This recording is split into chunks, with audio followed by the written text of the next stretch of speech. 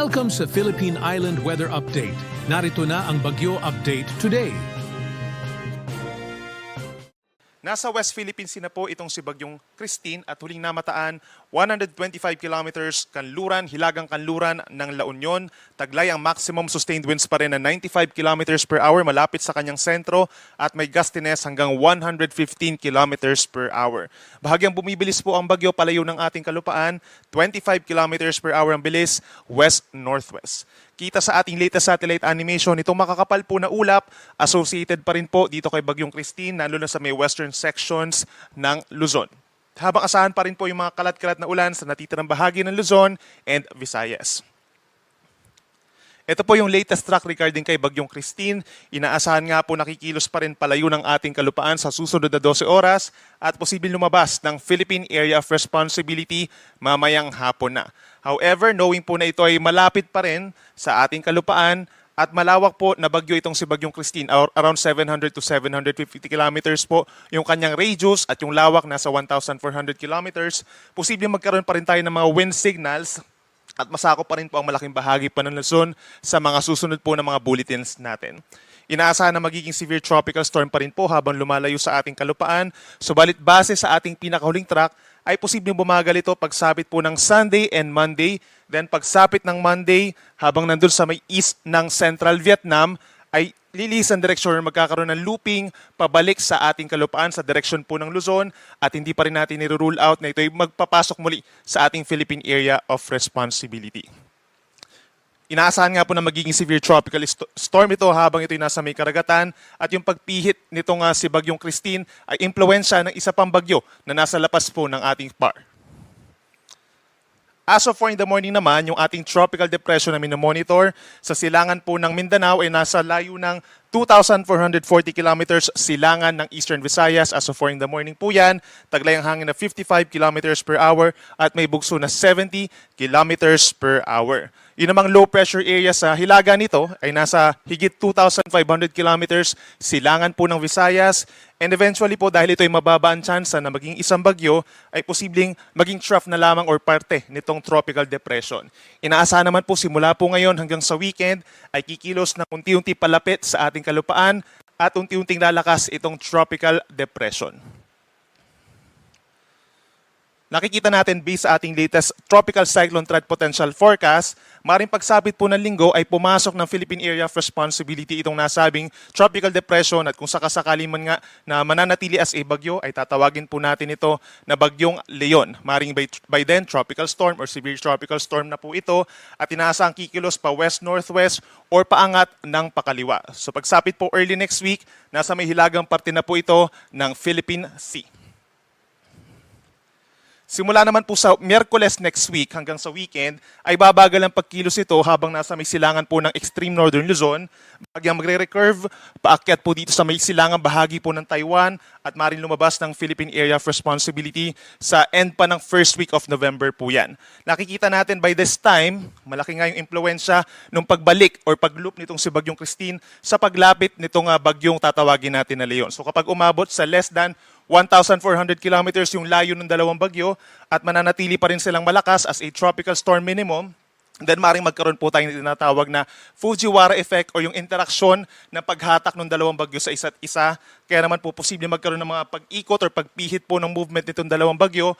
Pero hindi naman po ito magtatagal at eventually po lalayo na rin sa ating kalupaan. Itong si bagyong tatawagin nating Leon at hihina na rin si Bagyong Christine by first week of November.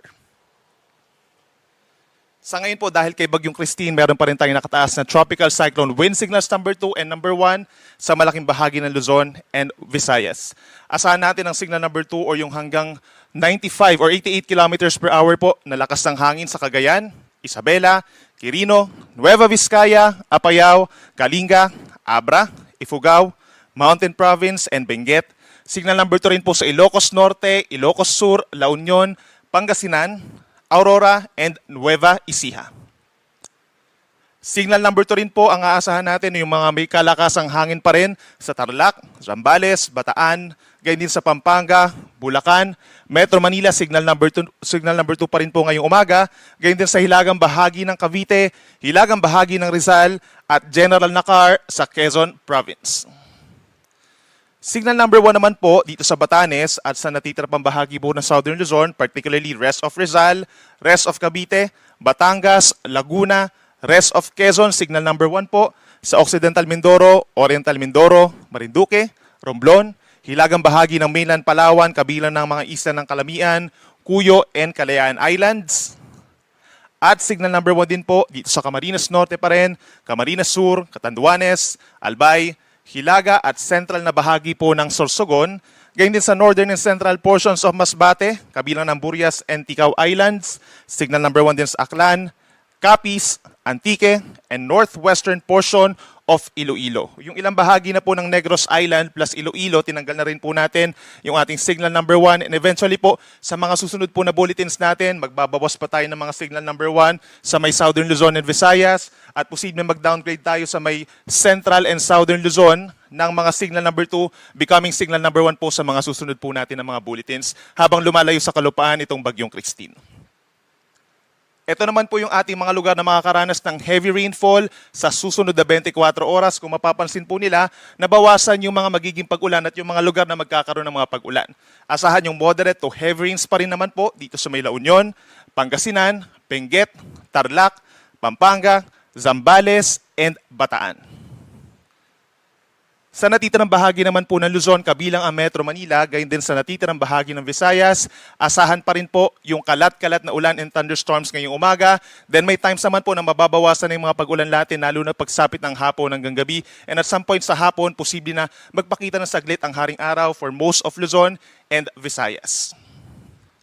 Gayon pa man, makakaranas pa rin po ng mga banta ng baha in some areas. Yung mga binanggit po natin na magkakaroon ng mga moderate to heavy ng mga paulan, mataas pa rin po ang tsansa na magkakaroon ng mga pagbaha in low-lying areas. Yung pagragasan ng tubig, posible pa rin po, lalo na kung umuulan pa rin sa mga kabundukan, bigla-biglang bababa po yung tubig sa inyong lugar.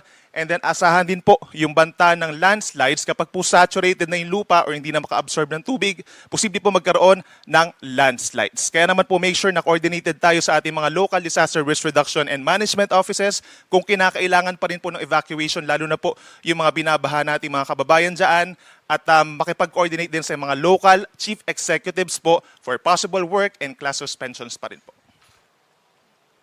Para naman sa mga mararanasang pagbugso ng hangin, dun sa malayong parte po from the Bagyo, asahan pa rin natin ngayong araw sa Mimaropa, Bicol Region ng mga pagbugso, gayon din sa malaking bahagi ng Visayas, Dinagat Islands, Surigao del Norte, Northern Mindanao, Zamboanga Peninsula, Bangsamoro Region, Soxargen, and even Davao Region.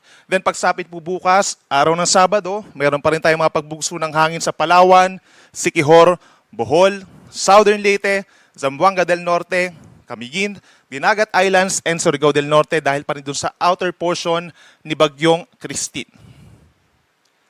At pagdating naman sa mga alon, meron pa rin po tayong gale warning or possible mga sea travel suspensions po sa susunod na 24 oras. Hanggang 7 metrong taas ng mga pag-alon or higit 2 palapag po ng gusali ang posible sa northern and western seaboards ng Luzon, particularly sa Batanes, northern Cagayan kabilang Babuyan Islands. Sa buong Ilocos Region, possible yung hanggang 7 meters na taas ng alon, Aurora, Zambales, Bataan, pababa ng Cavite, Batangas, and Lubang Island. Meron naman tayong hanggang 5.5 meters na taas ng ulan sa seaboards of northern and southern Luzon. Kabilang na dyan ang eastern coast ng Cagayan, Isabela, pababa ng Quezon, Metro Manila, Bulacan, mainland Occidental Mindoro at hilagang baybayin po ng Palawan, kabilang ang mga isla ng Calamian, Cuyo, Kalayaan, and Cagayan Silio. Meron naman tayong asa hanggang 4.5 meters or nasa 1.5 palapag ng gusaling taas ng mga alon sa seaboards ng Southern Luzon pa and Western Visayas, Camarines Norte, Camarines Sur, baybay ng Catanduanes, Oriental Mindoro, Marinduque, Romblon, Burias Island, Gaynes Aklan, Antique, Capiz, Iloilo, Guimaras, and Negros Occidental. Kapag meron tayong wind signals, automatically suspended pa rin po ang sea travel for all types of sea vessels. Yung mga wala ng signal pero meron pa rin gale warning, posible pa rin pagbawalan yung maliliit na sasakyang pandagat.